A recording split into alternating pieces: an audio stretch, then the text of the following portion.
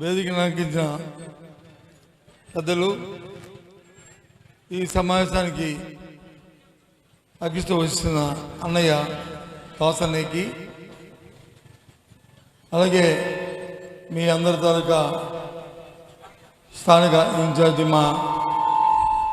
మీ అభిమాని మా తెలుగు గారికి, అలాగే వేదికను అలంకరించిన పెద్దలందరికీ పేరు పేరున ఇచ్చేసిన సోదర సోదరీమణులందరికీ కూడా నా హృదయపూర్వక నమస్కారం.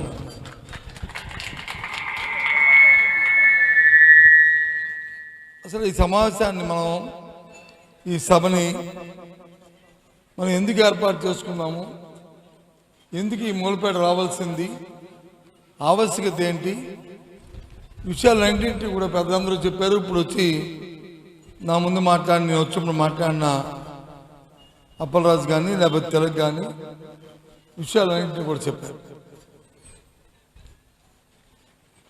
ఈ మూలపేట తెలుగు మాట్లాడుతున్నప్పుడు ఈ ప్రాంత అభివృద్ధి అండి, ఈ ప్రాంత అభివృద్ధే కాదు మూలపేట. ఆవాల మన పెద్దలు, మన పార్టీ అధ్యక్షులు మాజీ ముఖ్యమంత్రి జగన్మోహన్ రెడ్డి గారు ఈ రాష్ట్రంలో 3 ప్రభుత్వ పోర్టుల్ని, ఒక ప్రైవేట్ పోర్ట్ని మచిలీపట్నం కానీ లేకపోతే రామాయణపట్నం కానీ మూలపేట కానీ వీటిని పెట్టడానికి కారణం ఈ రాష్ట్రం ఎగుమతుల్లోనూ దిగుమతుల్లోనూ ఆర్థికంగా అభివృద్ధి చెందాలని, ఏదైతే సుదీర్ఘమైన తీరం ఉందో, సముద్ర తీరం ఉందో దాన్ని వినియోగించుకోవాలని, ఆ ప్రాంతాల్లో ఉన్న ఎవరైతే మత్స్యకారులు కానీ, సామాన్యులు కానీ, రైతాంగం కానీ, రైతు కూలీ కానీ తద్వారా అభివృద్ధి చెందాలని ఆ రోజు ఒక దూరదృష్టితో ఆయన నిర్ణయం తీసుకున్నారు. తీసుకొని ఇవాళ ఈ మూలపేట పోర్టుని ఆ రోజు శంకుస్థాపన చేసి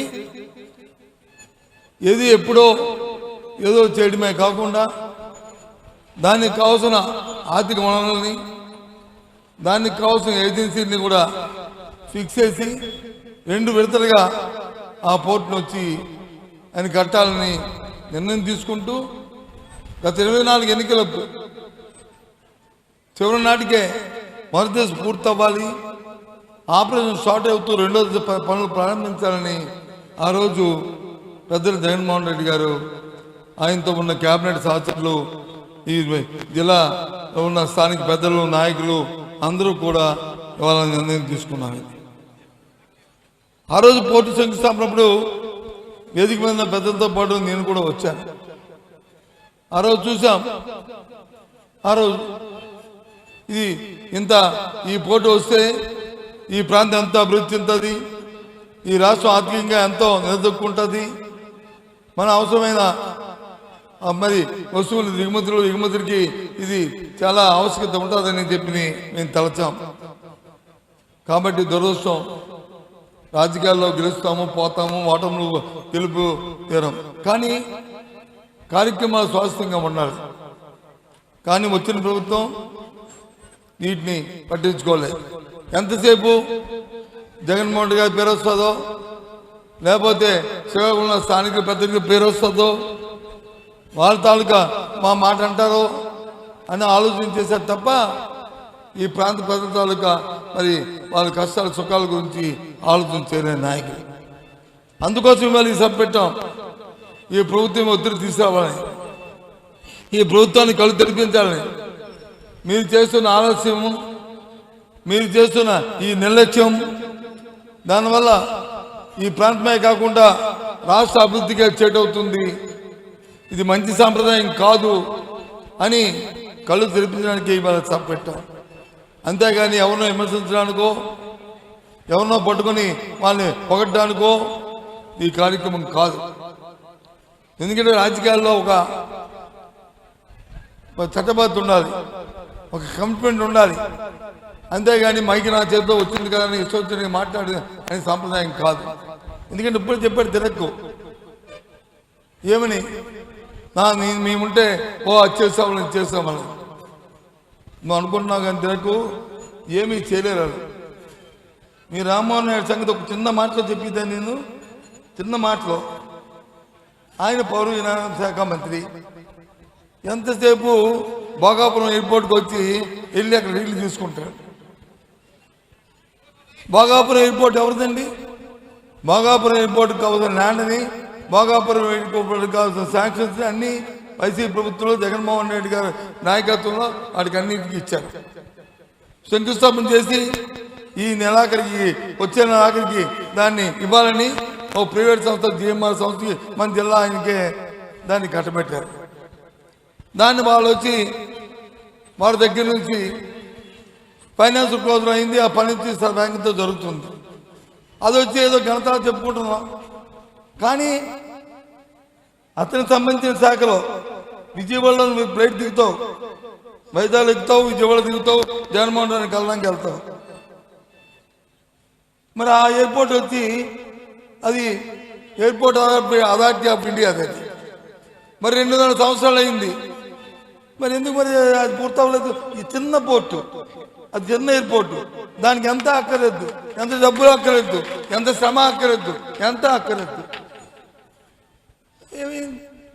అంటే వాళ్ళ తాలూకు పటుత్వం, వాళ్ళ కమిట్మెంటు, వాళ్ళ వ్యవహారం నీకు చెప్పడానికి అని చెప్తున్నాను. ఊరికే పాపం గొంతు చింపుకొని ఏదేదో సాధించారని చెప్పి పాపం చాలా కష్టపడి అంత చెప్తున్నాం. ఏం అక్కర్లేదు వాళ్ళకి. ఈ వ్యవస్థ మీద కానీ, ఈ రాష్ట్రం మీద కానీ, ఈ ప్రాంత ప్రజల మీద కానీ వాళ్ళకి ఎవరికి మక్కువ లేదు. వాళ్ళకి కావాల్సినంతా వాళ్ళ సొంతంగా వాళ్ళ పబ్లిసిటీ కోసం ఇవాళ ఉన్న ఈ కూటమి ప్రభుత్వం వాళ్ళ పాపకం కోసం, వాళ్ళ మెప్పు కోసం, వాళ్ళ మేలు కోసమే వాళ్ళ కార్యక్రమాలని ఆలోచన చేస్తున్నారు. చెప్పడానికి ఇది చిన్న ఉదాహరణ. అని నేను చూశాను. ఏదో అమరావతి గురించి ఏదో మాట్లాడాడు ఎవరు, అచ్చెన్నాయుడు గారు. ఏదో అమరావతికి వచ్చి మళ్ళీ చట్టబద్ధ గురించి నాకు తెలిసి ఆ తీర్మానం దేనికి పనికిరాదు. అయినా సరే రాష్ట్రాలు అనేవి, రాజధాని అనేది ఆ రాష్ట్రం తాలూకా ఇష్టం. నువ్వు గత ప్రభుత్వంలో దాన్ని రాజధానిగా గుర్తించి తీర్మానం చేసి పంపావు. ఎంత ఖర్చు పెట్టావు దానికి? 4,000 కోట్లు ఖర్చు పెట్టి 2,000 కోట్లు బిల్లు ఇచ్చి 1000 కోట్లు వచ్చి కేంద్రం తెచ్చి దానికి 1,20,000 కోట్లు వచ్చి దాన్ని పెట్టి మరి 5 సంవత్సరాల్లోనే 2,000 కోట్లు ఖర్చు పెట్టి 2,000 కోట్లు బాకీ పెట్టి వెళ్ళిపోతే ఇన్ని సంవత్సరాల్లో అది కంప్లీట్ అవుతుంది. నిజంగా రైతుల పట్ల కానీ నీకు సొత్తుంటే, అలాగే ఈ రైతుల పట్ల కానీ నీకు సొత్తుంటే, నీ తాలూకా ఆలోచన కానీ ఆలోచన ఉంటే ఈ కార్యక్రమం జరుగుతుందా? ఊరిగా ఓదో నోరు ఉందని ఊరిగా మాట్లాడుతూ ఒక పక్క చంద్రబాబు నాయుడు, ఒక వాళ్ళ కొడుకు, ఒక పక్క వచ్చి ఆ కూటమి నాయకులు, ఒక పక్క ఈయన ఇస్తారు రాజ్యంగా మాట్లాడుతున్నారు. ఇక్కడ కూర్చున్న ప్రధాని కానీ వేదిక మీద పెద్దలందరూ అడుగుతున్నారు. ఈ ప్రాంతానికి సంబంధించిన నాయకుడు స్వర్గీయ అరుణాయుడు గారు చనిపోయి ఎక్కడ ఉన్నారు కానీ ఆత్మ ఎక్కడ ఉన్నారు కానీ ఆయన అధ్యక్షతన ఒక కమిటీ చేశారు రాష్ట్ర విభజన కోసం. తెలుగుదేశం పార్టీ వాళ్ళు ఏం చెప్పారండి? రాష్ట్ర విభజనకి మేము వ్యతిరేకం కాదు అని చెప్పి ఆయనతో తీర్మానం ఇప్పించారా లేదా? ఇది వాస్తవమా అవాస్తవమా? ఇది నేను చెప్తుంది అబద్ధమా? చెప్పండి, దానికి సమాధానం చెప్పండి. అచ్చెన్నాయుడు గారు, నువ్వు మీ నాయకులు మీరు రాజకీయాల కోసం చేస్తూ ఇవాళ వచ్చి మళ్ళీ పెద్దగా మేము వచ్చి నీతివంతుల్లా మాట్లాడుతూ ఇవాళ కార్యక్రమం చేస్తే రాజకీయాల కోసం ఎంతకైనా మీరు తెగిస్తారు. రాజకీయాల కోసం ఎంత స్థాయినైనా దిగజారుతారు. కానీ అది కాదు రాజకీయాల కోసం. మనం అన్నిటికీ మనం కమిట్మెంటు ఈ సొసైటీకి మనం బాధ్యత వహించాలి. అధికారంలో ఉన్నప్పుడు ఏం కార్యక్రమం చేశామో ఆ కార్యక్రమం గుర్తెరగాలి. కాబట్టే జగన్మోహన్ రెడ్డి గారు మీ దగ్గర వచ్చి మీ దగ్గర ఆ పలాసలో వీళ్ళ కిడ్నీ ట్రాన్స్ప్లాంటేషన్ హాస్పిటల్కి ఎంతమందో ఈ ప్రాంతంలో ఉన్నారు. ప్రజలు కిడ్నీ వ్యాధితో బాధపడుతున్న నేపథ్యంలో డయాలసిస్ చేసుకుంటూ ఎంతో మంది ప్రతి ఊర్లోనూ ఒక 2 పేషెంట్, ప్రతి ఇంట్లోనూ ఓ పేషెంట్ నేపథ్యంలో మరి జగన్మోహన్ రెడ్డి గారు చేసిన కార్యక్రమం నువ్వు మర్చిపోయావా? సరే ప్రభుత్వాలు వస్తాయి పోతాయి, కానీ చేసిన కార్యక్రమాలు స్వాస్థ్యంగా నిలబడతాయి కదా, ఉంటాయి కదా, అవి ఆలోచన చేసుకోవాలి కదా. కాబట్టి ఇవాళ ఈ సభని ప్రభుత్వానికి హెచ్చరిస్తున్నాం, ప్రభుత్వానికి చెప్తున్నాం. ఏదైతే ఇవాళ ఈ ప్రాంతంలో మూలపేట పోర్టును ఎత్తి మొదటి దశ కోసం 4,300 కోట్లలో 2,900 కోట్లతో మొదటి దశ కార్యక్రమాన్ని మరి ప్రారంభించామో అందులో ఏవైతే 70% పనులు 60% పనులు పూర్తి చేసి 70% పనులు పూర్తి చేశామో దాని వెంటనే ఇప్పుడు 2 సంవత్సరాలు అయింది. ఆ 30% పనులు మీరు పూర్తి చేయలేరా? ఏం వాళ్ళకి మీకు ఇంకా సెట్టింగ్ అవ్వలేదా? వాళ్ళకి మీకు ఇంకేమి కార్యక్రమం జరగలేదా? దేనికోసం వెయిటింగ్? దాంట్లోనూ కార్యక్రమేనా? అది ప్రజల పనికి వస్తుందా, ప్రజల పనికి రాదా? అది వ్యవస్థ పనికి వస్తుందా, వ్యవస్థ పనికి రాదా? అది రాష్ట్రానికి అభివృద్ధి పనికి వస్తుందా, పనికి రాదా? ఆలోచించుకోక్కర్లేదు. ఇదే కార్యక్రమం. ఇది న్యాయమా? వీళ్ళు వచ్చంటే పెద్ద కబుర్లు చెప్తారు, ఆ పెద్ద కబుర్లు వచ్చి చెవిలో పూట్టుకొని మన ఈ రాష్ట్ర ప్రజలందరూ వినాలంట. ఇది నాయకత్వం. ఆలోచన చేయండి. ఒక విషయాన్ని వేదిక ఆ టీవీ ద్వారా అడుగుతున్నాను, మీరు వెళ్ళండి. ఈ మీటింగ్ అయిన తర్వాత వెళ్ళండి. ఈయన వ్యవసాయ మంత్రి కదా, ఈ మంత్రి గారు ఈ ప్రాంతంలో మొక్కజొన్న వేస్తే మొక్కజొన్నకి కనీసం మద్దతు ధర వచ్చిందా అడగమనండి. మద్దతు ధర కొంటున్నారా అడగమనండి. ధరలు కొంటట్లేదు. మన మంత్రిగా మనం ఏం చేస్తున్నాం? మన బాధ్యత కాదు. మనకు సిగ్గు అనిపించట్లేదు, మనకు బాధ అనిపించట్లేదు, మనకి ఇబ్బంది అనిపించట్లేదు. ఏంటిది? సరే, అదృష్టానికో దురదృష్టానికో ఆ జరిగిన చర్చ సమావేశంలోనో లేదా పెట్ల మార్పిడి వల్ల లేదా ఏ కార్యక్రమంలో గెలవచ్చు, ఎమ్మెల్యేగా అవ్వచ్చు, ప్రభుత్వాలు రావచ్చు పోవచ్చు. కానీ ఈ కాదు చేయాలి కదా కార్యక్రమాన్ని. ఇవాళ చేయకుండా ఏమనంటే పెద్ద పెద్ద మాటలు పెద్ద నా అంత ఎత్తుంటే మన సుఖమేంటి? పనికి అవ్వాలి కదా. మేము మనుషులు పెరిగాం, మనుషులు పెరిగితే సుఖమేంటి? ఆ పని దానికి తగ్గట్టు పని చేస్తే ఆ కార్యక్రమం మాకు ఏదైనా మంచి పేరు ఏదైనా ఉంటుంది. రైతుకి ఇచ్చిన ఇవాళ విధానపరమైన నిర్ణయం అని చెప్పి మీ ఇన్సూరెన్స్ డబ్బులనే ఇవాళ లేదు. ఇన్సూరెన్స్ ఇవ్వట్లేదు రైతులు ఇన్సూరెన్స్ రైతు కట్టుకోమన్నారు. ఆ రోజు జగన్మోహన్ ఉన్నప్పుడు జగన్మోహన్ కట్టేవాడు, ఆ ప్రభుత్వం కట్టేది. ఏది ఇవాళ మీ దగ్గర మామిడి తోటలు జీడి తోటలు ఉన్నాయి కదా. గత సంవత్సరంలో ఇన్సూరెన్స్ క్లెయిమ్ ఎంత ఇచ్చేవారు ఎకరానికి? ఈ సంవత్సరం ఎంత ఇస్తాను అడగండి. సగం మరి ఇన్సూరెన్స్ కంపెనీలే క్లెయిమ్ తగ్గించాలి చూడండి. ఇది అవాస్తవం అడగండి. వెళ్ళండి టీవీలో రేపు వెళ్ళి ఇంటర్వ్యూ తీసుకోండి. ఒకవేళ నేను తప్పు చెప్తే నేను క్షమాపణ కోరుతాను. ఎందుకు తగ్గించవలసి వచ్చింది? ప్రభుత్వం వచ్చి ఇన్సూరెన్స్ కంపెనీకి వచ్చి ఆ తాలూకు ప్రీమియం కట్టకపోవడం వల్ల తద్వారా రైతులు వచ్చి వేసి పంట వేసిన రైతులు ఇవాళ నష్టపోతున్నారు. ఇది వాస్తవం కాదా? ఇది నిజం కాదా? ఇవాళ వచ్చి పెద్ద పెద్దగా మాటలు చెప్తుంటే ఇవాళ ఇదేంటిది? ఆలోచన చేసుకోవాలి. కాబట్టి ఇవాళ ఇంకా 2 సంవత్సరాలు ఉంది. మేము శంకుస్థాపన చేసే పనులు ప్రారంభించాం. మా అచ్చెన్నాయుడు మన ఏం పేరు మన రామ్మోహన్ నాయుడిని మాట్లాడే సుఖం ఉంది.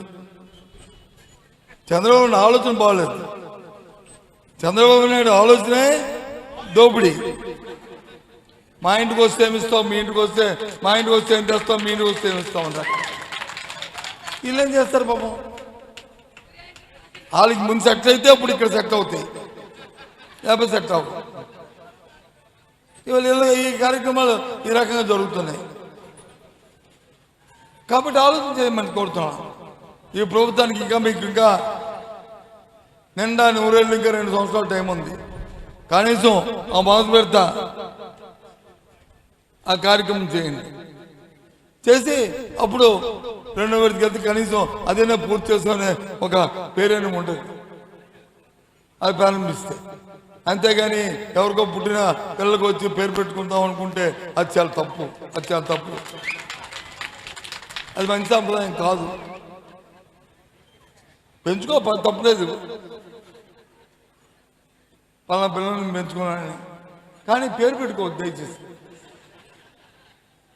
అది నా రిక్వెస్ట్, ఇది నా విమర్శ కాదు ఇది. ఎందుకంటే రాజకీయాల్లో ఒక మాటని దయచేసి అందరికీ మనం చేస్తాం.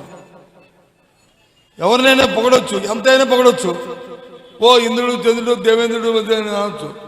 ఎవరినైనా విమర్శించామంటే అది ఉట్టుపోదు, ఆ విమర్శ మళ్ళీ మనకు వస్తుంది. కాబట్టి జాగ్రత్తగా విమర్శించాలి. కాబట్టి నేను జాగ్రత్తగా ఆలోచించుకునే విమర్శిస్తున్నాను, చెప్తున్నాను, ఆలోచించుకొని చెప్తున్నాను. కాబట్టి ఆ పేరు తెచ్చుకోవడానికి కనీసం ఈ వెంటనే పనిచేయండి. ఏంటి అడుగుతున్నానండి, ఈ వేదిక మీద ఉన్న వాళ్ళందరం కూడా మాజీ మంత్రులు, ఒక మాజీ శాసనసభ్యులు, లేకపోతే ప్రజెంట్ ఉన్న ఎంఎల్సీలు, లేకపోతే జిల్లా చైర్మన్లు, లేకపోతే జిల్లా అధ్యక్షులు, అంటే ఎంతో కొంత బాధ్యతగా ఉన్న వ్యక్తులు, అంతేగాని బాధ్యత విస్మరించిన వ్యక్తులం కాదు, ఏదో చట్టాన్ని చేతితో తీసుకున్న వ్యక్తులం కాదు. మీ పోటీ చూస్తామంటే మీకేంటి బాధ? పోనీగో 50 మంది 70 మంది అడుగుతున్నారు, కాదండి ఒక 20 మంది రండి, 25 మంది రండి, వెళ్ళండి అని చెప్పచ్చు కదా. మీరు ఎందుకు చెప్పలే? ఏంటా పిరుకు, ఏంటా బెరుకు, ఏంటా కార్యక్రమం అంటే ఏంటి? మేము చట్టాన్ని చేర్చుకున్న వ్యక్తులు కాదు, మేము గౌరవంగా మర్యాదగా ఇవాళ రాష్ట్రంలో పరిపాలిస్తున్నారా పార్టీకి చెందిన వ్యక్తులు, బాధ్యత వ్యక్తులు. కానీ ఇదేంటిది? మీరు వచ్చంటే నీతి చెప్తారంట, ఆ కుటుంబంలో నాయకులు వచ్చి ఓ చొక్కా దింపుకొని అది ఆవేశపడిపోయి ఊగిపోయి ఇష్టొచ్చి మాట్లాడారు. ఇప్పుడు ఏమైంది? ఊగిపోవడం ఎందుకోసం మీరు మమ్మల్ని అన్నికంటే ఆపుతున్నారు? ఎందుకోసం మీరు మమ్మల్ని వచ్చి అక్కడికి వెళ్తే మీకు వచ్చిన ఇబ్బంది ఏంటి? ఒక 25 మంది వెళ్ళి మేము చూసి వస్తే తప్పేంటి? నీకేంటి నష్టం చెప్పండి? ఈ ప్రభుత్వానికి వచ్చిన ఇబ్బంది ఏంటి చెప్పండి? ఒకవేళ ఏదైనా తప్పు జరిగితే అక్కడ దాన్ని బాధ్యత వహిస్తాం కదా, మేము బాధ్యతగా మనుషులే కదా. కానీ లే, ఏమేనంటే ఇగో చట్టాన్ని చేతితో చూసుకున్నారు, అది ఇది అని వాళ్ళు ఎక్కువ మాటలుగా చెప్పడానికి. ఇది ఇవాళ ఈ ప్రభుత్వం తాలూకా పనితీరు. ఎంతకాలం చంద్రబాబు నాయుడు గారు ఇలాంటి పరిపాలన చేస్తావు? భయంతోని బెరుగుతోని భయంతోని ఎంతకాలం పరిపాలిస్తావు? నీ వెనకాల తందానంటే తందానంటూ ఇంకో 2-3 తయారయ్యారు. వాళ్ళు నీ మాటను వచ్చి కింద పడిపోకుండా మేము 20 సంవత్సరాలు 30 సంవత్సరాలు 50 సంవత్సరాలు ఉందామని అంటే ఎంత భయం ఉందో ఆలోచించేయండి. ఎప్పుడైనా తప్పించేది వైసీపీ పార్టీ అధికారులకు వచ్చేస్తుంది ఎంత భయంతో ఉన్నారో ఆలోచించేయండి. మీ తాలూకా మీ మనసులో ఉన్న మాటలే, మీ బాధనే, మీ భయమే మీ మాటల్లో చెప్తుంది, మీ ముఖాల్లో కనిపిస్తుంది, మీ వేష భాషల్లో కనిపిస్తుంది. ఎందుకంటే మీరు చేస్తున్న పనులవి ప్రజావ్యతిరేకమైన విధానాలు అవలంబిస్తారు. ఏదో సూపర్ 6 అన్నారు, 7 సూపర్ 6 సూపర్ 8 7 సూపర్ 8. కనీసం ఓ పేదవాడికి వచ్చి ఓ పెన్షన్ ఇచ్చిన పాపాల పోలం తీరుబడి నువ్వు వచ్చి సూపర్ 6 సూపర్ 8. నిన్న పెద్ద అడ్వర్టైజ్మెంటు 2 లక్షల ఇల్లు. ఎవరు శాంక్షన్ చేశారు బాబా 2 లక్షల ఇల్లు? ఎవరిచ్చారో స్థలాలు చెప్పు చంద్రబాబు నాయుడు గారు. వచ్చి ఇది మరేమనంటే మళ్ళీ అమ్మ జగన్మోహన్ రెడ్డి గారికి వచ్చి ఏదో పోబియా ఉంది, ఆయన వచ్చి ఇలాంటి మాటలు మాట్లాడుతున్నారు అన్నారు. ఇది వాస్తవం కాదా? కాబట్టి దయచేసి ఇక్కడ ప్రధానంగా సోదరులందరినీ కోరుతుంది ఏంటంటే ఆలోచన చేయండి. ఈ ప్రభుత్వం వ్యవస్థ కోసం, ఈ రాష్ట్ర అభివృద్ధి కోసం ఆలోచన చేస్తున్న ప్రభుత్వం కాదు. సొంతం కోసం స్వార్థం కోసం వారి ప్రాపకం కోసం వారి తాలూకా పబ్లిసిటీ కోసం వారి ప్రచారం కోసం ఇవాళ చేస్తున్న ప్రభుత్వం. కాబట్టి ఇవాళ ఈ కార్యక్రమాన్ని చేస్తుంది. ఇది ఈ రాష్ట్రానికి తగదు. ఈ రాష్ట్ర అభివృద్ధికి ఇది చేయాలంటే ఒక ప్రణాళికాబద్ధంగా పోవాలి. ఏమైనా మాట్లాడితే ఆ వైజాగ్లో వచ్చి ఏమనంటే అది తెచ్చాం ఆ గూగుల్ మేము చెప్పక్కర్లేదు, అదని చెప్పాడు, అది ఎవరు తెచ్చారు.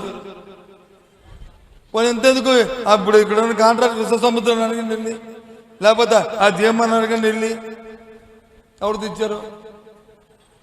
లేదా కిడ్నీ హాస్పిటల్ డాక్టర్లు అడగండి ఎవరు తెచ్చారు, ఎవరు కట్టించారు. మాకు అక్కర్లేదు పేరు, మేము అడగట్లేదు. మేము తండ్రి మాకు అలవాట్లేదు. ఏది ప్రచారం చేసుకొని డప్పులు పట్టుకొని బ్యాండ్లు పట్టుకొని వాయించుకొని మేము చెప్పుకోవాలి అవసరం మాకు లేదు. వ్యవస్థే చెప్తుంది, ఆటే చెప్తుంది. ఆ కార్యక్రమాలే మాకు మాకు మా శ్రీరామ రక్ష. మాకు చాలా ఆత్మసంతృప్తి. ఈ ఉత్తరాంధ్ర ప్రాంతంలో వచ్చిన విద్యా వ్యవస్థలో జరిగిన మార్పుల్లో వైజాగ్లో మెడికల్ కాలేజ్ వచ్చినా, విజయనగరంలో యూనివర్సిటీ వచ్చినా, వైజాగ్ శ్రీకాకుళంలో యూనివర్సిటీ వచ్చినా, శ్రీకాకుళంలో మెడికల్ కాలేజ్ వచ్చినా, హాస్పిటల్స్ వచ్చినా, పోర్టులు వచ్చినా, లేకపోతే సీ పోర్ట్ వచ్చినా, లేదా రాష్ట్రంలో 10 షిప్పింగ్ హార్బర్లు వచ్చినా, 10 షిప్పింగ్ హార్బర్లు వచ్చినా, ఇవన్నీ కూడా పరిపాలనలో భాగమే తప్ప ఏదో ప్రత్యేకంగా కాదు. ఈ రాష్ట్ర అభివృద్ధిలో చేద్దామన్న ఆలోచనతోనే ఆ కార్యక్రమాలు చేశాం. కాబట్టి దయచేసి ఆలోచించమని మిమ్మల్ని అందరినీ కోరుకుంటూ, ఇక పెద్దలు చాలామంది మాట్లాడాలని మరి వాళ్ళు మాట్లాడతారు దయచేసి. కాబట్టి ఈ ప్రభుత్వాన్ని హెచ్చరిస్తున్నాం, ప్రభుత్వాన్ని కోరుతున్నాం, పోటీని త్వరితగతిగా చేయండి. ఈ రాష్ట్ర అభివృద్ధిలో మీరు భాగస్వాములు కండి. అలాగే ఈ ప్రాంత అభివృద్ధికి మీరు తోడ్పడిన తప్ప ప్రాంత వినాశాన్ని రాకండి. ఇప్పుడు వచ్చాను, వస్తే ఆ సర్పంచ్ వచ్చాడు, నాకు రిప్రజెంటేషన్ ఇచ్చాడు. ఏంటి రిప్రజెంటేషన్ అంటే, సార్ మాకు వచ్చి రిహాబిలిటేషన్ ఉంది, మా డబ్బులు ఇస్తాను, ఇవ్వలేదు సార్, మాకు ఇది ఇస్తాను. ఎందుకండి ఇది? ఎన్నాళ్ళు లేకపోతే ఇంకెప్పుడు ఇస్తావు? 2 సంవత్సరాలు 2.5 సంవత్సరాలు అయింది. దానికి కూడా తెల్ల చొక్కా, పసుపు చొక్కావా, లేదా తెల్ల బ్యాడ్జియా, ఎర్ర బ్యాడ్జియా, నీలం బ్యాడ్జియా అని చూస్తారా దానికి?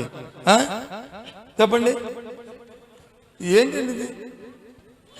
ఇటువంటి పరిస్థితులు ఇవాళ రాష్ట్రంలో ఉన్నాయి. కాబట్టి చాలా దురదృష్టకరం. సరే, జరిగిన తప్పులు జరుగుతుంటే మానవుడు సహజం. మిమ్మల్ని ఈ రాష్ట్ర ప్రధాని గారిని అందరినీ కోరుతున్నాం ఈ వేదిక ద్వారా, ఈ మీడియా ద్వారా. సరే, ఈనాడు ఏదో ఏబిఎన్ ఏదో టీవీ5 ఆ సొంతానికి వేసుకుంటాయి, కానీ వాళ్ళకి అంతసేపు బంధించేయడానికి ఆలోచన చేస్తాయి. కానీ చేయండి, కానీ మీ వద్ద లేదు. కానీ నేను మాటలు అవాస్తవం అయితే రేపు ఉదయం మీ ఇష్టం తిప్పండి, నిజాలు అయితే మాత్రం చూపెట్టండి దయచేసి. ఎందుకంటే కొద్దిగానే వాళ్ళు రిలైజేషన్ రావాలని నా కోరిక, అందుకోసమే నేను రిక్వెస్ట్ చేస్తాను. కాబట్టి మిమ్మల్ని మనవి చేస్తూ, మరి ఇవాళ దాసని కానీ లేకపోతే మన తెలుగు కానీ లేకపోతే అప్పలరాజు కానీ పెద్దందరూ కూడా ఇవాళ అవకాశం ఇచ్చి మిమ్మల్ని మాట్లాడి 5 నిమిషాలు మాట్లాడి ఇవాళ మూలపాటి సంగతిని ఇవాళ రాష్ట్ర ప్రధానికి తెలియజేసినందుకు మరొకసారి ధన్యవాదాలు తెలుపుకుంటూ సెలవు తీసుకుంటున్నాను. జై హింద్.